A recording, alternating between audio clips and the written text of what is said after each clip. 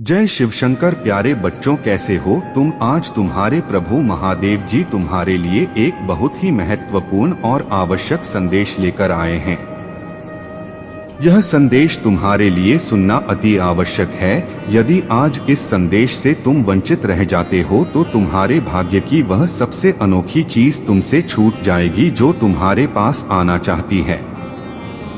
मेरे बच्चे, इस संदेश के माध्यम से मैं तुम्हें बताऊंगा कि तुम्हारे जीवन में कैसी गतिविधियां चल रही हैं, लोग तुम्हारे बारे में क्या सोच रहे हैं और तुम्हें क्या कह रहे हैं। क्या लोगों का जो सोच विचार है वह तुम्हारे प्रति सही है, यह उनकी जो विचारधारा है वह गलत है। आज मैं सब बहुत ही खुलासा के साथ बताऊंगा और सबका खुलासा तुम्हारे सामने है। आगे का जो भविष्य है वह तुम्हारे लिए बेहतर बनाने का सोच रहे हैं, यह तुम्हारा बिगड़ने का सोच रहे हैं। तुम्हारे शत्रुओं के बारे में पूरा खुलासा करेंगे हम, बहुत ही पूरी तरीके से सुनो इसे, बीच में मत छोड़कर जाने की गलती बिल्कुल भी मत करना, अन्यथा तुम्हारा बहुत भारी नुकसान हो जाएगा और तुम एक बुरे संकट में पड़ जाओगे जिससे तुम मुक्त नहीं हो पाओगे। मेरे बच्चे, यदि तुम आज मेरे इस संदेश के साथ क्षण प्रतिक्षण मेरे साथ चलते हो तो मैं तुम्हारे लिए एक बहुत बड़ा वरदान सिद्ध करके दूंगा जो तुम्हारे जीवन को कारगर, होशियार, कामयाब और आनंदमय बनाएगा। क्योंकि यह जो वरदान है सिर्फ तुम्हारे लिए ही है, तुम ही इसके पात्र हो, तुम्हें ही यह मिलना चाहिए। इसीलिए यह वह बात तुमसे शॉर्टकट में बता रहा हूँ। मेरे बच्चे, आज की जो संपूर्ण जानकारी है वह तुम्हारे शत्रुओं के आधार पर विस्तृत प्रकार से उल्लेखित की जाएगी। इसे तुम हल्के में मत लेना, क्योंकि तुम्हारा शत्रु क्या कर रहे हैं तुम यह नहीं जानते हो। उनके बारे में कभी भी इन बातों को तुम जान नहीं सकते हो जब तक कि मैं तुम्हें नहीं बताऊंगा। तुम्हारे परमपिता महादेव जी ही तुम्हारे बारे में सब कुछ जानते हैं, अन्यथा कोई और जानने वाला नहीं है। इसीलिए तुम्हारे परमपिता महादेव जी का आदेश है कि तुम इस संदेश को पूरी तरह से सुनो और इस पर अमल करो और अपना बचाव करो। मेरे बच्चे, इस संदेश में आगे बढ़ने से पहले तुम्हारे प्रभु महादेव जी का शिवशंकर जी का विनम्र निवेदन है, यदि इस निवेदन को स्वीकार करते हो तो मेरे इस संदेश को तुरंत के तुरंत लाइक कर दीजिए और हमारे चैनल को सब्सक्राइब करके कमेंट में हर हर महादेव, जय माता दी, जय सरस्वती माता, जय हनुमान, जय श्री राम, जय काल भैरव जल्दी से जल्दी टाइप कर दीजिए। जितनी जल्दी तुम मेरे इन सभी नाम को टाइप करोगे इतनी जल्दी मेरी कृपा तुम्हारे और तुम्हारे परिवार पर, तुम्हारे बच्चों पर, तुम्हारे रिश्तेदारों पर होनी शुरू हो जाएगी।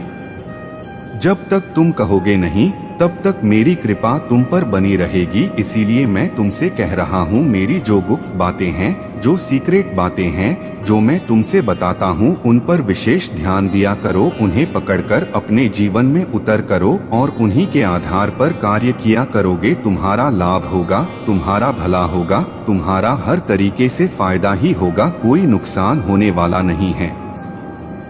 क्योंकि महादेव जी की एक एक बात कीमती है, एक एक शब्द तुम्हारे लिए बहुत ही अहमियत रखते हैं। यदि तुम समझदार हो तो समझ गए होंगे कि प्रभु तुम खुद ही आगे की सारी बातें समझ सकते हो और अपने आप में खुद ही एक गहरा विश्वास ला सकते हो कि प्रभु की महिमा क्या है, उनका विचार क्या है, उनकी दयालुता क्या है, उनका मूल कर्तव्य क्या है। इन सब चीजों के बारे में जान जाओगे।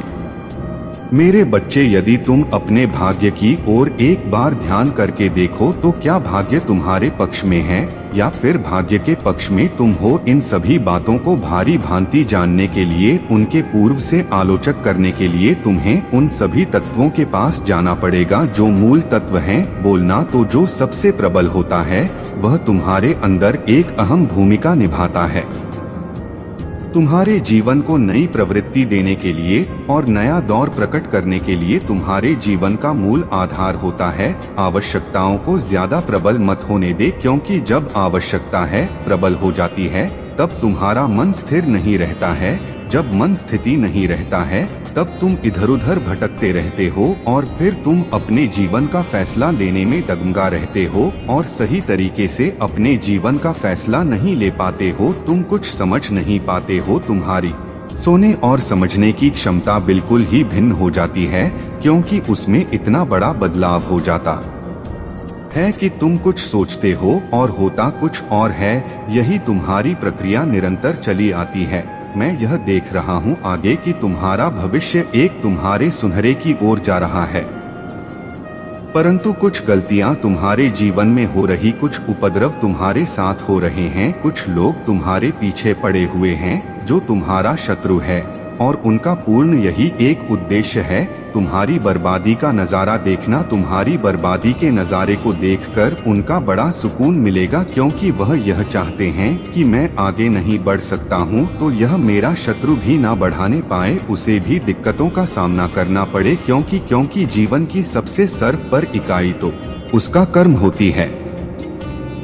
जैसा कर्म करता है उसी का उसे अनुसरण करते हुए सब कुछ प्राप्त होता है। मेरे बच्चे, तुम्हारे शत्रु की जो सोचती थी, जो तुम्हारा शत्रु का इच्छा था, वह अब पूर्ण नहीं हुआ है। उसने प्रयास किया, तुम्हारे साथ क्या क्या नहीं किया, कैसे कैसे बर्ताव नहीं किया, तंत्र मंत्र और टोना टन सब कुछ तुम्हारे साथ करवा कर देख लिया, उसकी जीत कहीं नजर नहीं आई है। मेरे बच्चे, उसे आप उल्टा भारी पड़ रहा, उसका जो सलूक है अब बहुत ही ज्यादा बेकार हो गया है, उसके कर्म का प्रभाव उल्टा है उसे पर पड़ने लगा है।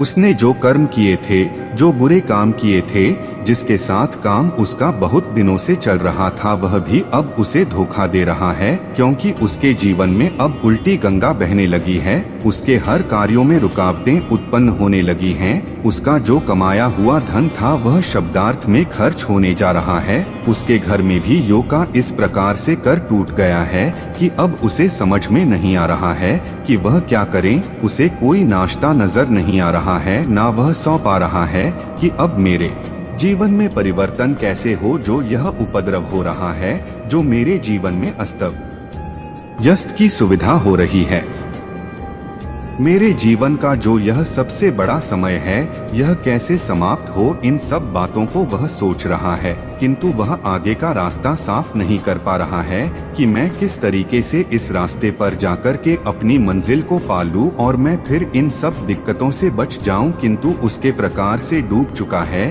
कि उसे अंधेरे से बाहर निकलने वाला कोई नहीं है। मेरे बच्चे, ऐसे व्यक्तियों की ऐसी ही दशा होनी चाहिए। जब वह दूसरों के बारे में बुरा सोचते हैं तो उनके साथ ऐसा ही होना चाहिए, परंतु जब उनके साथ ऐसी घटनाएं घटती हैं, ऐसा करते होता है, तब उन्हें जान पड़ता है कि दूसरों को दुख देने में कितना बड़ा योगदान होता है, उन्हें कितनी तकलीफ होती है जब वह इन तकलीफों से गुजरते हैं। परंतु तकलीफ देने वाला तो वह सोचता नहीं है कि इस पर क्या बीतेगी, क्या गुजरेगी, किस तरीके से यह इससे निपटारा कर पाएगा। वह बस अपनी पात्रता दिखाता रहेगा, परंतु यह ठीक बात नहीं है।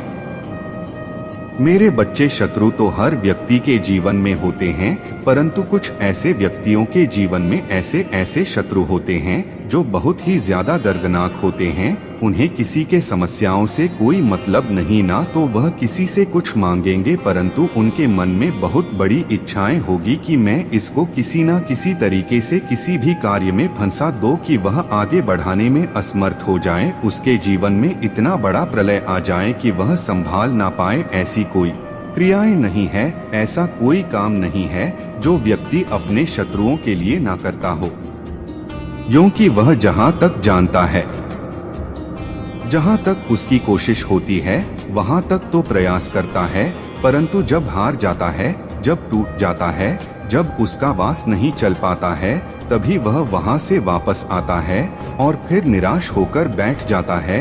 यह सोचने लगता है कि इसके जीवन में कोई इसका रक्षा बनकर आया हुआ है, इसकी रक्षा कर रहा है, इस तरीके से कर रहा है कि मैं इस पेड़ा भी नहीं हो पा रहा हूँ, सभी प्रयास फेल हो जा रहे हैं। मैं जितना कुछ सोचता हूँ, जितना कुछ करता हूँ, वह सब असफल हो जा रहा है। ऐसा क्या है इसके जीवन में, ऐसा क्या है इसके साथ, ऐसी कौन सी शक्ति है जो इसका पूर्ण रूप से रोकथाम कर रही है और पूर्व से इसकी रक्षा कर रही है। इन सब बातों को वह सोचता रहता है, परंतु वह यह नहीं सोचता है जो ईश्वर की भक्ति कर है, जो परमात्मा में लीन रहता है, जो परमात्मा पर विश्वास रखता है, उसकी रक्षा स्वयं परमात्मा करते हैं, स्वयं परमपिता महादेव करते हैं। फिर चाहे जो भी उसके जीवन में एंट्री करके आए, चाहे वह एंट्री पूरी हो, चाहे वह सही हो, यदि वह एंट्री उसको हानि पहुंचाने के लिए है तो उसको वहीं पर समाप्त कर दिया जाएगा, क्योंकि अपने भक्तों को ईश्वर कभी भी निराश नहीं करते हैं, कभी भी दुखी नहीं देखते हैं। चाहे जैसी भी परिस्थिति हो, उन सभी परिस्थितियों से बाहर निकलते हैं। यह ईश्वर का मूल कर्तव्य होता है। तो मैं अपने ईश्वर तत्व का पूर्ण रूप से प्रस्तुतिकरण करता हूँ, क्योंकि मैं यही संपूर्ण जगत में करता रहता हूँ, क्योंकि मेरा और कोई कार्य नहीं है। मुझे सिर्फ अपने संतानों को देखना है, संपूर्ण सृष्टि का भ्रमण करना है और जहाँ पर जो हो रहा है उसको देखकर उसे पर अपनी प्रतिक्रिया व्यक्त करना। यदि मेरे भक्तों को कोई परेशान कर रहा है, कोई ज्यादा उन्हें टॉर्चर कर रहा है, तो मैं यह देख नहीं सकता हूँ। फिर मैं तुरंत आंख के उसके जीवन में हस्ताक्षर करूँगा और मैं उसे बाहर निकलूंगा। फिर उसको वरदान और आशीर्वाद दूंगा। परंतु जो उसको सता रहा होगा, जो उसको परेशान कर रहा होगा, मैं उसे कठोर दंड दूंगा। उसको इस तरह से परेशान करूँगा, उसके जीवन में इस तरीके से कठोर दिक्कतें, कठोर से कठोर संकटों का योग बना दूंगा कि वह उसी में उलझा रहेगा। वह चाहे जितना प्रयास कर ले, चाहे जिसके पास चला जाए, फिर वह वहां से बचाने वाला नहीं है। जब तक कि वह एक तरीके से परेशान नहीं हो जाए, उसकी हर चीज परेशानी में व्यतीत होने शुरू होती है। वहां से ही अच्छा ही शुरू होती है। यदि मेरी कृपा दृष्टि बंद तो वहां से मेरी अच्छाई भी बंद, और यदि मेरी अच्छाई बंद हो गई तो तुम चाहे जो भी करो, फिर मैं उसमें से कोई कार्य नहीं करूंगा। मैं हस्तक्षेप उसने कर ही नहीं सकता हूँ। तुम अपने मन की मनमानी करो, जब समय आएगा तब मैं तुमसे पूछूंगा कि तुमने अपने जीवन काल में क्या किया। तब मैं तुमसे प्रश्न करूंगा कि तुमने अपने जीवन काल में कैसे कैसे कार्य किए हैं, किस तरीके से अपने जीवन का निर्वहन किया है। मुझे पूर्ण रूप से इसकी प्रस्तुति दो। यदि तुम नहीं दे पाओगे या तुम झूठ बोलोगे तो मैं तुम्हें उसे इच्छा दंडित करूंगा और कठोर से कठोर दर्द दूंगा। इसीलिए समय के हिसाब से तुम खुद स्वयं समझ सकते हो। मेरे बच्चे, मेरे जितने भी भक्त हैं, उन्हें कोई यदि पीड़ा पहुंचाएगा तो मैं क्या चुप बैठूंगा? यदि मैं चुप बैठ रहा तो मेरा भगवान होने का क्या फायदा? क्योंकि वह मेरी इसीलिए पूजा और आराधना करते हैं कि मेरी प्रभु मेरी रक्षा करेंगे, और जब रक्षा करने का समय आएगा तब मैं क्या देखता रहूंगा? ऐसा तो हो ही नहीं सकता। हमें कड़क नहीं देख सकता।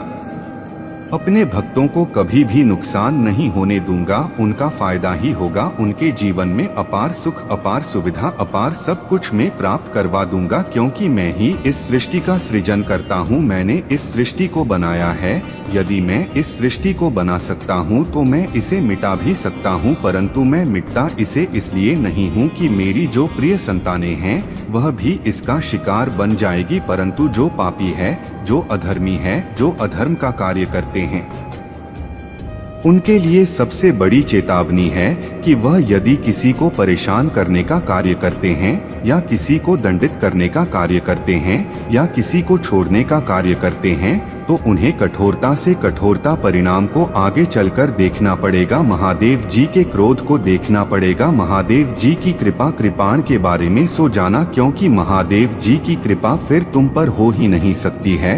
यदि तुम धर्म करते हो, यदि तुम पाप करते हो, यदि तुम किसी का बुरा करते हो, यदि तुम किसी पर बुरी नजर रखते हो, यदि तुम किसी का धन लूटने के बारे में सोचते हो, तब इन सब चीजों में यदि तुम पड़ते हो तो महादेव जी तुम्हारे साथ कभी नहीं आएंगे, ना तो तुम्हें कृपा दृष्टि प्राप्त करेंगे।